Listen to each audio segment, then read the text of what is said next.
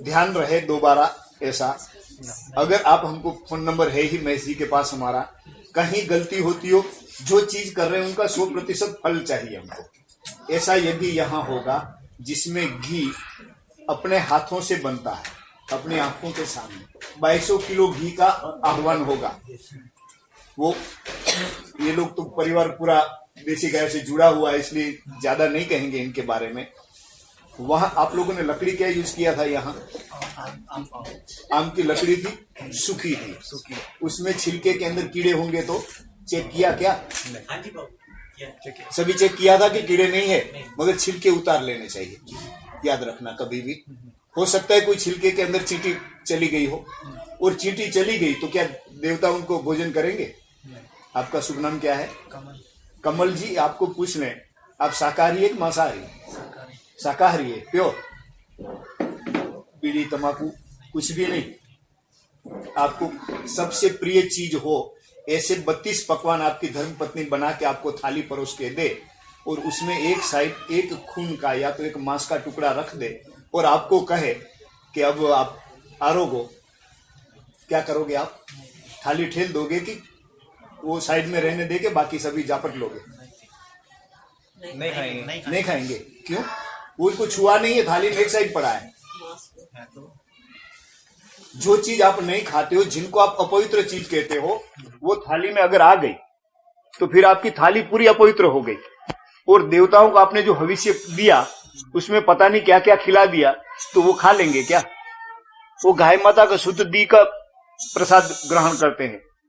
तिल शुद्ध चाहिए उनको, उसमें कोई भी कचरा अशुद्धि नहीं चाहिए। तिल भी आप बाजार से लाते हो तो एकदम साफ करना पड़ेगा, उसमें एक भी फालतू घास फूस का बीज नहीं है ना, कोई और तो अंदर कोई कचरा नहीं है ना। रज भी नहीं चाहिए उनको, कुछ भी नहीं खाते वो। थोड़ा सा भी मिक्स आ गया तो वो स्वीकार नहीं करेंगे। अगर चींटी चूटा आ गया तो स्वीकार नहीं करेंगे। आम की जगह और लकड़ी आ गई तो वो स्वीकार नहीं करेंगे।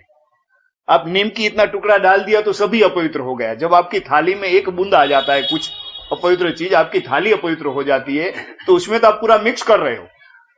तो मिक्स करोगे तो देवता कैसे खा लेंगे? यज्ञ में ध्यान न रखने से, अपवित्र चीज देवताओं को खिलाने से, अपवित्र रहकर यज्ञ करने से, अपवित्र मंत्रों का उच्चारण करने से देवता नहीं खाएंगे। इतना खाली नहीं है, देवता नाराज होकर श्राप देते हैं, जिनको शास्त्र में अप्रत्यवाय दोष कहा है, प्रत्यवाय दोष कहा है। तो प्रत्यवाय दोष लगता है। कई बड़े यज्ञ होने के बाद यजमानों का अनिष्ट हुआ देखा गया है। धीरे धीरे लोग यज्ञ को छोड़ दिए। ये लंबी प्रोसीजर है, फल भी इतना बड़ा है। अब चाहिए थोड़ा फल तो लोग शॉर्टकट कर लेते हैं यज्ञ में कि इतना कर रहे यज्ञ हो गया। यज्ञ दिखावा नहीं है, देवताओं को बुला के उनका पूजा करके उनको भोजन करवाना है। तो उसमें जैसे हम लोग आ गए तो आप हम लोगों को पूरा पवित्र करके वो हमको खिलाओगे पिलाओगे, तो हमसे तो 1000 गुना पवित्र है देवता लोग, तो उनको तो और पवित्रता चाहिए एकदम, तब जाके वो प्रसाद ग्रहण करते हैं। तो आज हमने कुछ त्रुटियां दिखी तो आप लोगों को थोड़ा ध्यान दिया है कि भाई इसमें ध्यान रखना है। महाराज श्री जी, जीव का सुगम उपाय क्या है कल्याण के लिए, वो जरा इनको बताएं कि अपना कल्याण सुगमता से, आराम से, आसानी से कैसे जीव आत्मा कर सकती है। कल्याण का कोई सुगम मार्ग बताओ। मगर किसी को चाहिए क्या कल्याण? चाहिए नहीं तो क्या वाले बैठे हैं बिल्कुल आपको लगता है, मगर हम सच बताते हैं। हम लोग आश्रम में बैठे कई भक्त लोगों से हमारा आना जाना मिलना जुलना रहता है, कोई कल्याण नहीं मांगता। सभी के पास भौतिक कामनाएं भरी पड़ी है, खाली भौतिक कामनाएं। कुछ भी मंदिर भी जाते हैं तो कोई कल्याण भगवान से थोड़े मांगते हैं। भगवान नहीं चाहिए, मैं सच बताता हूं। किसी को भगवान नहीं चाहिए, किसी को नाम चाहिए तो किसी को दाम चाहिए, तो किसी को स्वाद चाहिए तो किसी को कुछ चाहिए, कुछ कुछ चाहिए। देखो कल्याण का एक सूत्र में जवाब है, दुख को स्वीकार करो। सुनो माई, बहुत बढ़िया। कल्याण अगर चाहिए तो इनका एक सूत्र है जो सभी भक्तों ने, सभी संतों ने यही अपनाया है कि सुख का त्याग करो और दुख का स्वीकार करो। कौन करता है भला? एक कोई व्यक्ति आंगली ऊंची करे, हाथ ऊंचा करे। दुख आता है तो ठेलते हो और सुख को लेते हो, कल्याण नहीं है उसमें। क्यों कल्याण नहीं है उनको थोड़ा खोल के आप समझ लो। दुख आया कहां से? दुख कहां से आया? आपने किए हुए पूर्व के कर्म का फल, सुख या दुख, सुख कहो चाहे दुख कहो, दोनों है वो आपके किए हुए, चाहे इस जन्म में चाहे पिछले जन्मों में, चाहे जाने किए हो चाहे अनजाने में किए हुए कर्म का फल है, सुख दुख दोनों। आज जो आपके पास है वो आपके कल तक किए हुए कर्म के फल है, ठीक है। अब दुख आ रहा है, जब तक आप दुख को स्वीकार नहीं करोगे, उनको ठेलोगे, तब तक आपके कर्म के फल आगे बढ़ेंगे कैसे? और जब तक कर्म के फल सभी नष्ट नहीं हो जाएंगे, तब तक आपका कल्याण होगा कैसे? सुख सुख तो आप खर्च कर लेते हो और दुख को जमा के रखते हो। तो जब आपके दुख क्या मैं भोगूंगा, क्या ये भोगेंगे? आपके दुख को कौन भोगेंगे? आपके जीजा भोगेंगे? कौन भोगेंगे? कि माता पिता भोगेंगे? आपके दुख को आपको भोगना पड़ेगा, माता पिता के दुख को माता पिता भोगेंगे। तो वो भोगेंगे तब तो खत्म होगा। अब किसी को दुख नहीं चाहिए, सभी को सुख चाहिए। तो दुख भाई, कल्याण तो दुख में छिपा हुआ है। अब कौन दुख लेना स्वीकार करते हैं? भला थोड़ा हाथ ऊंचा करके बोल दो तो उनको एक से ही हम कल्याण की बात करें। दुख कौन चाहता है? अब देख लिया ना आपने, कितने लोग कल्याण चाहते हैं? दो ही हाथ ऊंचे हुए, एक वो माई का हाथ ऊंचा हुआ तो एक वीरेंद्र जी का। अब दो को कल्याण चाहिए, बाकी किसी को कल्याण चाहिए नहीं। अब कल्याण की बात करें क्यों? अब ये सभी को क्या चाहिए मैं अभी आपको दिखाता हूं। सुख और शांति किसको चाहिए? वो थोड़ा हाथ ऊंचा करें। सुख और शांति आ गया ना? सभी को चाहिए। सुख शांति सभी को चाहिए, भगवान नहीं चाहिए। क्योंकि भगवान आते तो पहले कष्ट आता है, अगर अमृत आता है तो पहले विष आता है। जब मंथन शुरू हुआ तो पहले विष निकला है, इनके बाद अमृत निकला है। अमृत चाहिए तो विष का स्वीकार करना पड़ेगा। अब विष नहीं चाहिए और अमृत चाहिए, ऐसा होगा नहीं कभी। चाहे इस जन्म में मेहनत कर लो, चाहे इनके लिए 1000 जन्म ले लो, कभी नहीं मिलेगा। बस सबसे शॉर्टकट ये है, दुख आए वो अपना है, उनको स्वीकार करो। भाई भाई को, देरानी जेठानी को, परिवार में सबसे पहले तो स्वीकार करना है। पहले परिवार को स्वीकार करना है, फिर तो पड़ोस को स्वीकार करना है। सबसे ज्यादा झगड़ा तो पड़ोस से रहता है या तो परिवार में रहता है। आपस में रहते हैं एक छत के नीचे, वो आपस में बोलते ही नहीं है। तो आपका ये कर्म कैसे खत्म होगा? ये कर्म खत्म नहीं होगा तो अगला कर्म तक आपको भुगतने का आएगा नहीं। वो पहले इनको खत्म करना पड़ेगा, तब दूसरा आएगा, तब तीसरा आएगा। ऐसे क्रम से सभी कर्मों को धोना है आपको। कोई दुख के मार से चला जाता है जंगल, तो क्या दुख, कई बार हमारे गुरुदेव बताते हैं कि आप तो आगे ट्रेन में रिजर्वेशन करवा के, प्लेन में, बस में, गाड़ी में, जैसे भी, मगर जो आपके कर्म है ना, आपके संस्कार है, उनको गाड़ी के रिजर्वेशन की आवश्यकता नहीं है। गुरुदेव अपनी कहानी बताते हैं कि घर में उनके पिताजी थोड़े क्रोधी स्वभाव के थे, थोड़े क्या बहुत क्रोधी स्वभाव के थे, और मां एक सती थी। तो कई बार किसी का गुस्सा वो बच्चों पे, पत्नी पे हाथ उठ जाता था। तो गुरुदेव जब छोटे थे तब माँ को बताते थे कि माँ चलना कहीं जंगल चले जाए, भगवान की भक्ति ही करनी है, संसार में रहना नहीं है, तेरे को संसार से लेना देना नहीं, ना मेरे को है। तो क्यों हम पिताजी की मार खाते हैं यहाँ कभी कभी, बिना दोष, बिना वजह। तो माँ जो उनको कहती थी वो आप सभी लोगों के लिए हम कह रहे हैं।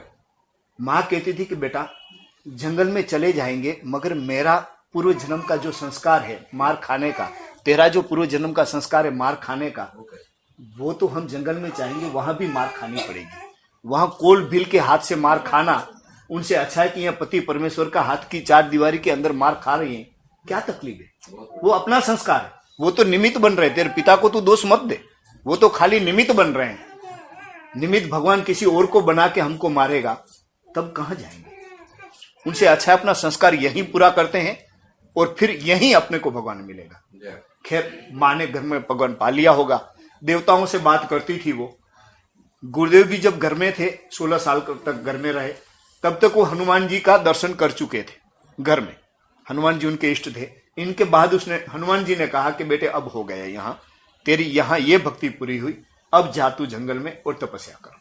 तब वो जंगल में निकले, वहां उनको सदगुरु मिले और आगे जाके जिंदगी पूरी उसने आज भी जंगल में बिताई। आज भी वो जंगल में रहते हैं, कभी कभी आते हैं। आप लोग जानते हैं वीरेंद्र जी और महेश जी जानते हैं, आप लोग भी जानते हैं। तो गुरुदेव आज भी वही स्थिति में रहते हैं जो जिस दिन घर छोड़ के जंगल में गए। आज भी पेड़ के नीचे बिना व्यवस्था रहते हैं। आश्रम तो बहुत बड़े बनाए हुए हैं भक्तों ने, भक्तों के रहने के लिए। हम साधुओं के लिए झोपड़ियां बनाई है भक्तों ने, हम लोग झोपड़ियों में रहते हैं, क्योंकि संत को हमेशा गरीबी शोभा देती है और गृहस्थों को अमीरी शोभा देती है। जैसे आप ये घर में, ये महल में रहते हैं, ऐसे ही आप आश्रम में आओगे तो आपको महल चाहिए। ऐसा ही वातावरण होगा तभी आपको वहां सहजता आपको मिलेगी। अगर इनसे हाई फाई होगा तभी आप असहज हो जाओगे, इनसे कम फैसिलिटी मिलेगी तभी आप असहज हो जाओगे। तो फिर वहां आके जो प्राप्त करने के लिए आप आश्रम में आए हो वो असहजता में आप प्राप्त नहीं कर पाओगे। तो गुरुदेव ने वो सभी शास्त्रोक्त नियम बनाए हुए हैं। तो हम यही चाहेंगे कि आपको अगर सुख और शांति चाहिए तो मूल 5 व्रत का पालन करना है घर में रह के। 5 व्रत क्या है? 5 तत्वों का पूजन करना है। ये शरीर तो 5 तत्वों का बना है, संसार पूरा 5 तत्वों का बना है। ये शरीर 5 तत्वों के बिना एक क्षण भी नहीं रह सकता, एक क्षण भी। कौन है 5 तत्व? हाँ, ये 5 तत्व जो है उनकी रोज पूजा करनी पड़ेगी, क्योंकि इनके बिना आप जी नहीं सकते। तो 5 तत्व कैसे पूजा करोगे? पृथ्वी तत्व की पूजा कर लोगे, जल तत्व की पूजा कर लोगे, अग्नि तत्व की पूजा कर लोगे, मगर वायु और आकाश तत्व की पूजा कैसे करोगे? तो क्या पृथ्वी को पूजना है क्या? ना। परमात्मा ने 5 तत्व के 5 प्रतिनिधि दे दिए। कौन है प्रतिनिधि? तो पहले सबसे पृथ्वी तत्व है। पृथ्वी तत्व का प्रतिनिधित्व करती है मां। माता है उनकी सांस। मां को छोड़ दिया, आपका गोत्र बदल गया, अब ये मां हो गई, जिनको आप सांस कहते हो, वो मां हो गई। अब वो मां पृथ्वी तत्व का प्रतिनिधित्व करती है। जैसे मैंने कहा ऐसे सेवा कर दिया। अगर आप 2 भाई है ना, 2 बेटे हैं, 2 बहुएं हैं। अब पिताजी को दोनों बेटे लग गए, माता को दोनों बहुएं लग गई पैर दबाने। रोज खाली 15 मिनट आधा घंटा शाम को बैठ के वो सेवा करनी है। इनके साथ पूरे दिन की दिनचर्या के बेटे लोग वो कह दे कि आज हम ये किया, पिताजी ऐसे ऐसे किया। उनको क्या पता चलता है? आज बेटे लोग पिता को कहते पापा आपको पता है इसमें नहीं चलता, ये आपका विषय नहीं है। अरे आपको बड़ा करना उनका विषय हो गया और आपको खाली उनको बात करना भी विषय नहीं है, तो भगवान का भी विषय नहीं है, वहां क्यों बात करते हो? भगवान भी आशीर्वाद देगा पिता के माध्यम से, माता के माध्यम से, इतना याद रखना। भगवान सीधा आशीर्वाद नहीं देगा, इतनी आप लोगों की औकात नहीं है। भगवान आपके लिए अवतार धारण करके आपको आशीर्वाद देने नहीं आएंगे। शुरुआत के आशीर्वाद तो माता पिता के माध्यम से देंगे। तो जल तत्व का प्रतिनिधित्व करता है पिता।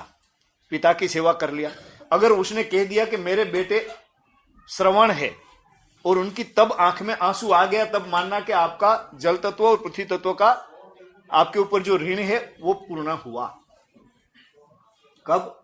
जब आपका बड़प्पन करते करते उनकी आंखों में आंसू आए, तब। आपको दुख रोते रोते नहीं, सुख के आंसू उसके आंख में आए, तब आपका वो ऋण से आप मुक्त हो गए। इनके बाद अग्नि तत्व का आपका जो पुरोहित है, जो पंडित है आपका, जिनसे आप पूजा करवाते हो, कर्मकांड करवाते हो, जिनको आप गुरु मानते हो, जिनसे गाइडलाइन लेते हो, जिनके स्वर्ग का रास्ता जो दिखाता है, वो अग्नि तत्व का प्रतिनिधित्व करता है। वायु तत्व का प्रतिनिधित्व करता है अतिथि। अतिथि मतलब आपके रिश्तेदार नहीं, अनजाने में आ गया, उनकी सेवा किया आपने। किसी ने आपको रास्ता पूछ लिया, कोई अनजाने में आ गया, कहीं दिखाई दिया भूखा है, वो सभी भिखारी, वो सभी अतिथि है। भिखारी को देख के तो आप लोग बोलते हट्टा कट्टा हो, मेहनत करेगा, हमारे बर्तन मान तब दूंगा। मान लिया। भगवान ने उनको भिखारी बनाया है। जिस दिन भगवान राम थे, बारात लेके गए थे, देखो रामायण में लिखा है स्पष्ट, उस दिन दशरथ जी ने भिखारियों को इतना दिया कि भिखारी मिटा देना है, जगत में से भिखारी पना मिट जाए, मगर नहीं मिटा। वो लोगों ने नीचे दे दिया, उस लोग कहीं दे दिया। जिनको मांग के खाना है, भगवान ने कहा वो मांग के ही खाएगा। और आपको दाता बनाता कौन है? आपको दाता किसने बनाया? भगवान ने तो बनाया, मगर भिखारी जब हाथ लंबा किया तभी तो आप दाता बने। जिनको आप दाता कह रहे हो, अपने आप को दाता कह रहे हो, दाता वो दाता मेकर है। आपको दाता वो बनाता है जब हाथ लंबा किया तभी तो आप दाता बने। 1 रुपया देके या 5 रुपया देके या 10 रुपया देके, कुछ चीज देके, उनका भोजन देके, रोटी देके, कुछ। आप दाता तो तब बने। भगवान को दाता पसंद है, भिखारी नहीं। रोज भीख मांगते हो भगवान से, शर्म नहीं आती है आपको? और कोई आपसे भीख मांग लेता है तो वहां तो आप बड़े पता नहीं क्या हो जाते हो। जो मांगे वो देना पड़ेगा। आपकी नजर के सामने अगर वो पैसा का वो दारू पी रहा है तभी आपको देना है। क्यों देना है क्या पता? अब मैं जो पैसा दे रहा हूं उनको 2 रुपया 5 रुपया, उनसे वो दारू पिएगा कि बिस्किट खाएगा? आप रोटी पानी में तो कोई तकलीफ नहीं है ना आपको? रोटी पानी मिल जा रही है घर में, रोटी पानी मिल जा रही है तो फिर भी क्यों मेहनत करते हो? क्यों भगवान से मांगते हो? क्यों दर्शन करने जाते हो? और मौज करना है। गाड़ी है आप लोगों के पास? कौन गाड़ी है? कई गाड़ी है? कौन गाड़ी है? कौन है? होंडा सिटी लिए तो मारुति फ्रंटी नहीं ले सकते थे? क्यों? इसमें लग्जरी है, आराम रहता है, मस्ती आती है, मौज आती है, आनंद आता है। उनको दारू में आनंद आता है। क्या कर लोगे? आपको बंगले में आनंद आता है, आपको होंडा सिटी गाड़ी में घूमने में आनंद आता है, उनको दारू पीने में आनंद आता है, उनको जुआ खेलने में आनंद आता है, आंकड़ा मारने में। तो क्या वो आनंद का अधिकारी नहीं है? अगर वो आपकी तरह सोचने लगा तो फिर भिखारी मिट जाएगा और फिर आप दाता नहीं बन पाओगे और आपके पास आया हुआ धन पवित्र नहीं होगा। इसलिए भगवान ने ये व्यवस्था बना के रखी है। किसी को भिखारी बनाया है, किसी को दाता बनाया है। उसको मिटाने की मेहनत नहीं करो, तब वायु तत्व आपका प्रसन्न होगा। और अरे कोई भिखारी मांग रहा है आपसे पैसा, 2 रुपया दे दिया आपने, उसने फेंक दिया तो उठा लो, वापस रख लो, तो वो भिखारी नहीं है। अगर एक मुट्ठी अनाज का वो अधिकारी, एक मुट्ठी अनाज कितने रुपए में आती होगी? 2 रुपया में आता होगा है? 2 रुपया का, 1 रुपया का, 2 रुपया का, तो इतना ही तो मांग रहे हैं आपसे। कहां वो लाख रुपया मांग रहे हैं? मगर कोई ज्यादा मांग लिया तो क्या करोगे? बोले नहीं 2 रुपया नहीं, मेरे को तो 10 रुपया दे। देख लो, अगर श्रद्धा है तो 10 दे दो, श्रद्धा नहीं है तो उनको हाथ जोड़ो कि भाई 10 रुपया क्यों मांग रहा है? मेरे पास श्रद्धा 2 रुपये की, पैसा नहीं है नहीं कहना है कभी। उनको बोलो कि श्रद्धा मेरे पास 2 रुपये की है, उनसे ज्यादा श्रद्धा नहीं है। तू भगवान को प्रार्थना करके मैं 100 रुपया बांटू, 10 रुपया क्यों मांग रहा है? जितने लोग मेरे सामने लंबा हो उसमें मैं 100 रुपया डालूं, मैं लाख रुपया डालूं, कब डाल पाओगे? जब आपके पास भगवान देगा तभी तो क्यों ऐसी प्रार्थना नहीं करते हो? जब दूसरों के लिए की गई प्रार्थना भगवान जल्दी सुनता है, अपने लिए मांग की गई प्रार्थना बहुत देरी से सुनता है, क्योंकि वो स्वार्थ की प्रार्थना है। जब परमात्मा की प्रार्थना आती है तो भगवान जल्दी सुनता है। ये है सुख और शांति के शॉर्टकट मैं आपको सिखा रहा हूं। आप लोगों ने सभी ने हाथ अदर किए थे ना कि हमको सुख शांति चाहिए, तो ये सुख शांति के है। जिनको पैसा चाहिए पैसा को बोओ, जिनको गेहूं चाहिए गेहूं बो है, जिसको बाजरा चाहिए बाजरा बो है, जिनको ज्वार चाहिए ज्वार बो है, और जिनको कांटे चाहिए वो कांटे बो है, जिनको आम चाहिए वो आम बो है। पैसा सबको चाहिए, बोना नहीं है तो आएगा कहां से? पिछले जन्मों का किया हुआ फल को आप खींच रहे हो, नोच रहे हो, नया तो बो नहीं रहे हो। पिताजी ने, दादाजी ने पता नहीं कितनी पीढ़ियों से आपके पूर्व जन्म में जितने आपने बोए थे उनको काट रहे हो। नया खेत तो खाली पड़ा है, बो ना उसमें, तब तो काटोगे। और आप बुद्धि से चाहे कितना भी धन एकत्रित कर लो, आपका बेटा अगर नफट पका तो क्या करोगे?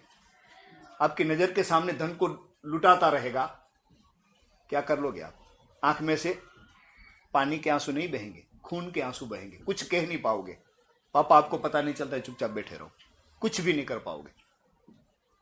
तो वहां संस्कार तभी आएगा जब आपका धन शुद्ध होगा, वही शुद्ध धन का कमाया हुआ उनको खिलाओगे।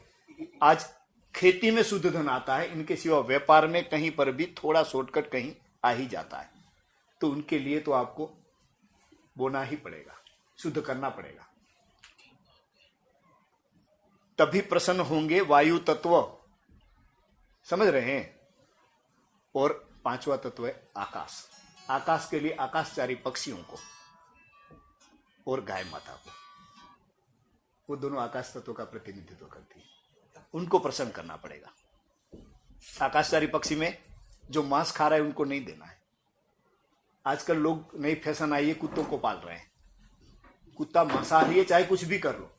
शास्त्र में वहां तक लिखा है कि कुत्ता को छू लेने के बाद 21 दिन तक यज्ञ करने की परमिशन नहीं है।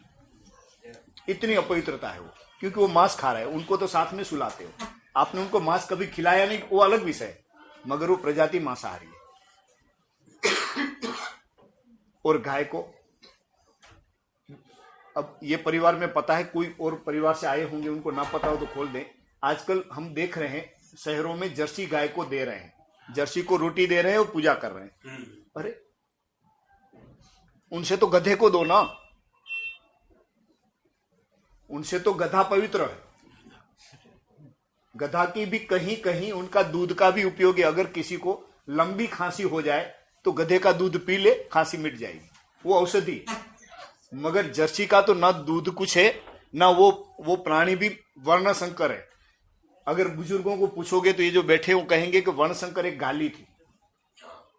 पहले अगर किसी को कहे साला वर्ण संकर तो वो गाली है, मगर आज तो वर्ण संकर की तो पूजा हो रही है, वो वर्ण संकर है।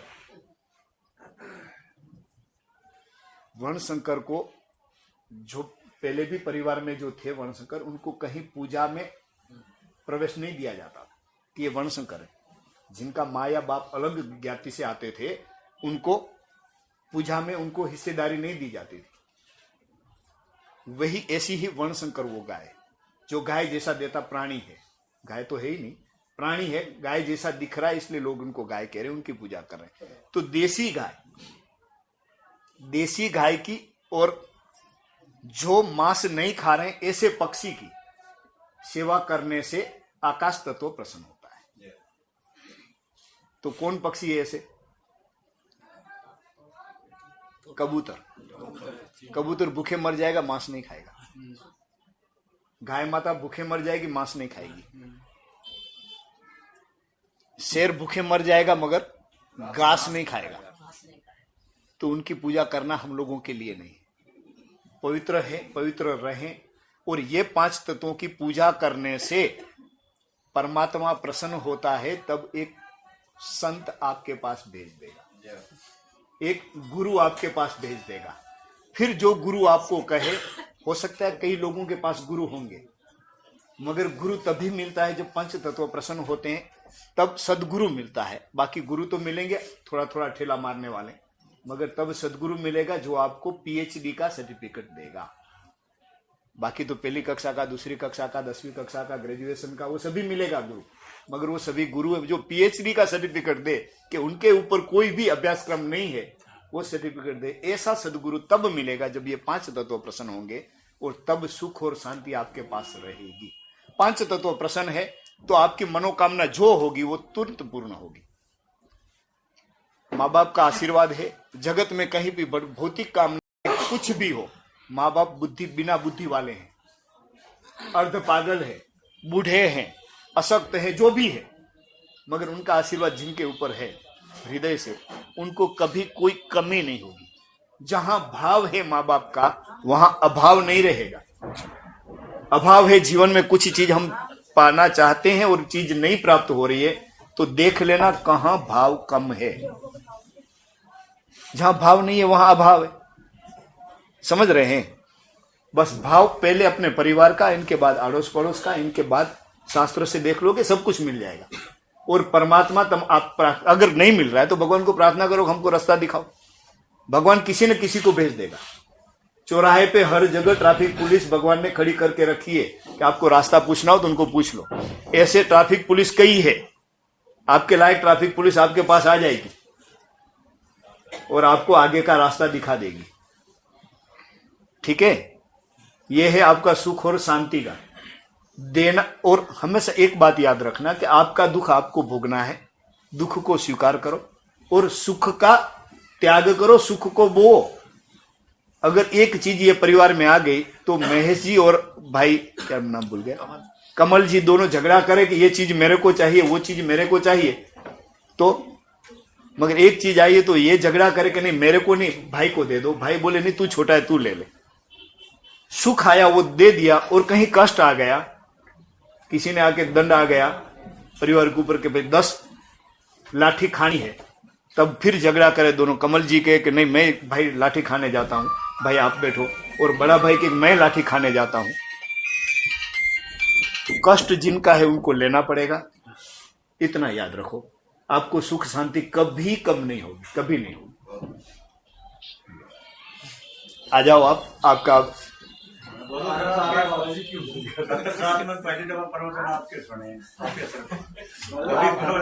नहीं, हम लोग आपको जप करो माला करो नहीं कहेंगे। माला वो सभी तब काम आएगी जब आपका धरातल पे आप खड़े हो। मूल जब तक आपके पास नहीं आएगा तब वो भक्ति है, वो ऊपर छली है, वो दिखावा है। भगवान आपका भाव को जानते हैं। घर में माँ बाप नहीं चाहिए, घर में भाई नहीं चाहिए, और आपको भगवान को प्यार करने जाओगे तो नहीं होगा। वो खाली दिखावा है, छलावा है। भगवान उसमें छलावा में आने वाला नहीं। तो ये पहले चाहिए, इनके बाद जो भक्ति है आपकी वो तो सीधी पहुंचेगी। वो प्रवचन हो रहे हैं आगे। 4 वेद 6 शास्त्र में बात मिली है 2। महाराज जी ने कहा ना, बोला सब शास्त्रों का निचोड़ बता दिया। अब आपके सुख दुख का जो आप पक्ष ये चल रहा है, पर उसमें 2 ही बात है जी। सुख चाहने की तो 4 वेद 6 शास्त्र में बात मिली है 2। दुख दिए दुख हो, तर सुख दिए सुख हो। अगर आपको सुख चाहिए तो दूसरों को सुख देना शुरू कर दो, सुख जबरदस्ती आपके पास आएगा। किसी से मांगने की जरूरत नहीं। महाराज जी का साफ रूप से बताया है। अब 10 मिनट ये भाई वीरेंद्र जी ये भी आए हैं, तो ये भी अपना 2 मिनट आपके अभी हरिद्वार के हैं, दिल्ली के नहीं। हरिद्वार से ही बोल, हरिद्वार से आए हैं स्पेशल आप लोगों के लिए। हरिद्वार का तो